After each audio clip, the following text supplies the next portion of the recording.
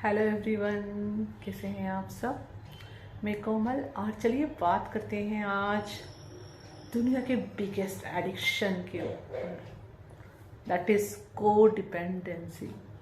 जी हाँ, को डिपेंडेंसी बहुत बड़ा एडिक्शन है, तो इससे बाहर निकलना बहुत ज़रूरी है। भले आप जनरल लाइफ की बात करो या स्पिरिचुअल जर्नी बोलो या फिर ट्विन फ्लेम जर्नी बोलो, किसी भी नाम से बोलो, you have to come out of this with your choices. और ये जस्ट मेरे कहने से नहीं बना सकते आप choice, it is about your free will matters. अगर आप इसे चूज करते हो तो डेफिनेटली यू कैन। जब को डिपेंडेंसी वर्ड में यूज़ कर रही हूँ तो इसमें सबसे पहले को डिपेंडेंसी आ जाती है आपकी इमोशनली। ओके, जहाँ आप इमोशनली हर चीज़ के लिए बाहर से या तो वैलिडेशन देख रहे होते हो, किसी पर्सन पर डिपेंड होते हो यह फील करने के लिए कि आप सही कर रहे हो या गलत कर रहे हो, या खुश फील होने के लिए, इवन दुखी होने के लिए भी आपको कोई चाहिए। अगर आपको कोई सैडनेस ऊपर आ गई है तो आप उसको फील करने के लिए भी आपको कोई चाहिए।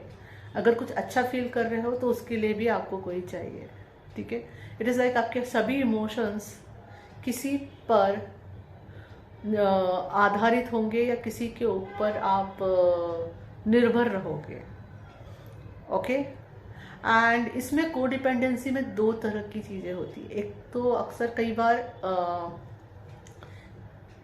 इस तरह के पर्सन होते हैं जो अगले इंसान को को डिपेंडेंट खुद पर बनाते हैं। ओके, रीज़न उनका भी सेम है, वो दोनों ही इमोशनली इंडिपेंडेंट नहीं है, जो खुद पे किसी को बना रहे हैं या खुद किसी और पे डिपेंडेंट हो रहे हैं। एंड दोनों ही इनसिक्योर है, दोनों को ही इस बात की हमेशा वरी है कि वो अपने रिश्ते कहीं खो ना दे। ओके, क्योंकि उनमें सेल्फ स्टीम की भी बहुत कमी है एंड सेल्फ वर्थ की रियलाइजेशन नहीं है कि वी ऑल आर वर्दी, पर उनके अंदर ये रियलाइजेशन नहीं है। तो खुद को इम्पॉर्टेंट फील करने के लिए कि या मेरा एग्जिस्टेंस मैटर करता है, ऐसा नहीं कि वो जानबूझ के करते हैं, पर इस वजह से वो एक अनहेल्दी हैबिट बना लेते हैं जिसमें सामने वाले को वो को डिपेंडेंट बना लेते हैं। तो इससे क्या होता है, वो खुद भी बर्नआउट होते रहते हैं ओवर गिविंग में, और सामने वाला इंसान भी अपना सेल्फ स्टीम कम करते जाता है क्योंकि वो सामने वाले पर डिपेंडेंट हो गया है ना। तो ये एक लूप बन जाता है। और दूसरा है कि दूसरा कैटेगरी में वही जो सेकंड पर्सन जो किसी पे को डिपेंडेंट हो रहा है। ओके, तो यहाँ पे आपको अपने अंदर जाके देख सकते हैं आप कि आप किस चीज़ के लिए डिपेंडेंसी कर रहे हो सामने वाले पे। ऐसा क्या है जो आपको गॉड से नहीं मिल सकता है, जो आप अपने आप को नहीं दे सकते हो। ठीक है, और इमोशनल इंडिपेंडेंस से सच बताती हूँ हर रिश्ते की ना बेसिक नीड होती है। जब आप इमोशनली इंडिपेंडेंट रहोगे तो आप अपने आप में खुश रहोगे, और अगर दुखी भी हुए ना तो you can be just acknowledge those emotion, feel you will feel your feelings, और आप आराम से उससे बाहर आके पीस में आ जाओगे। पीस ऑफ माइंड आपका अपने आप बना रहेगा। बाहर के सर्कमस्टेंसेस जो भी चल रहे हैं, it will not matter for you much. आपको पता रहेगा हमेशा मैं निकल सकता हूँ यहाँ से, या मैं निकल सकती हूँ उसके ऊपर बाहर। ओके, तो यहाँ पे को डिपेंडेंसी को तोड़ने का तरीका सबसे ज़रूरी ये है कि आप पहले यह देखिए कि आप कैसे इमोशनली खुद के लिए अवेलेबल हो सकते हैं। ओके, खुद को वैलिडेट करना चालू करें।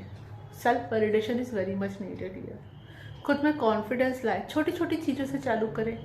पहले किसी छोटी चीज़ के लिए डिसीजन लेके देखें, okay when it work out, फिर किसी बड़ी चीज़ के लिए डिसीजंस लें, और स्टेप बाय स्टेप बाहर आना चालू करें इस कंफर्ट जोन से। और दूसरी को डिपेंडेंसी होती है फाइनेंसेस को लेके। ठीक है, तो फाइनेंसेस का भी सोर्स हमेशा याद रखिए गॉड है। अगर आपको किसी पर्सन के थ्रू वो फ्लो होके आ भी रहा है, then also it is flowing from God only. इस बात का हमेशा याद रखिए। तो आप उस पर्सन को सोर्स मान के मत बेचिए। अगर आप ऐसा करोगे ना तो इट्स लाइक वो पर्सन के लिए भी आप बर्डन बन जाओगे। वो पर्सन आपको आपकी एनर्जी को लेकर बर्डन फील करेगा। अगर गॉड ने उसको सोर्स बना के दे रहे तो वो चीज़ अपने आप स्मूथली भी फ्लो हो सकती है, और उसके लिए आपको उस जो कॉज एंड इफेक्ट का रूल है। तो यहाँ से अगर वो रिसीव हो रहा है आपको, तो गॉड ने ये भी प्लान बना के रखा है, इसके बदले आप उसके लिए क्या सर्व करोगे या उसको इसके बदले कहाँ से क्या मिलेगा। ओके, लेकिन उसको अपना सोर्स मत समझिए। सोर्स हमेशा गॉड है। लेट गॉड डिसाइड कि आप तक फाइनेंसेस कैसे आए, right. Just be open and receptive for that, कि आपके खुद के प्रोफेशन से आए या कुछ मिरेकल हो के किसी भी तरह से आए, राइट। एंड जैसे जैसे आपकी फ्रीक्वेंसी बढ़ती है, फाइनेंसेस बढ़ना चालू होते हैं और फाइनेंशियल इंडिपेंडेंसी भी आना लाइफ में चालू होती है। It is the process, so embrace the process. और आप, जैसे पहले भी एक वीडियो बनाया था कि आपकी पर्सनल इनकम कितनी है, इससे आपकी वर्थ डिसाइड नहीं होती। यू आर ऑलवेज वर्दी for everything, all good and love. तो इससे पे वो डिपेंडेंसी आती नहीं है। और अगर आप अपने पार्टनर के साथ हैं और ये चीज़ महसूस कर रहे हैं, तो ये हो सकता है कि you are playing your side and they are playing their side and together you are building your palace. Example हो सकता है वो जॉब कर रहे होंगे, फाइनेंशियली सपोर्ट प्रोवाइड कर रहे होंगे, और आप घर संभाल रहे होंगे, और that way you are providing the support. So you both are contributing your part, ठीक है। जैसे को डिपेंडेंसी भी बोलेंगे भी नहीं, कि it is like you both are doing contribution from your sides, ठीक है। और यहाँ पे भी उनको जो घर के लिए जो अच्छा आप प्रोवाइड कर रहे हो, वो गॉड आपके थ्रू फ्लो हो रहे हैं उन तक, और वो जो फाइनेंस उनके थ्रू जो घर में आ रहे हैं, वो भी अगेन गॉड के थ्रू आ रहे हैं। That is the person is channel and here you are also channel. तो हमेशा याद रखें, आप किसी का कोई सोर्स नहीं हो और कोई और आपका सोर्स नहीं है। और अगर आपको ये पता चले कि कोई इंसान आपको सोर्स मान रहा है और को डिपेंडेंसी में आ रहा है, तो ये आपका पहले फर्ज बनता है कि आप उस इंसान को समझाओ, है ना, क्योंकि आपके अवेयरनेस में है। तो it will be a good cause कि आप उस इंसान को मोटिवेट करो इंडिपेंडेंट बनने के लिए, जिससे वह ये हर साइकिल और पैटर्न अपने लाइफ में तोड़ेंगे, तो उनकी लाइफ में भी एबंडेंस और खुशियाँ आएंगी। एंड देन ऑफ कोर्स जब ये कॉन्शियसनेस राइज हो गई थी, राइज कॉन्शियसनेस के साथ नेक्स्ट बर्थ में जाएंगे, तो that will be good, right. So this is a small information, I hope it will help you. Thank you. Hari Om तत्सत।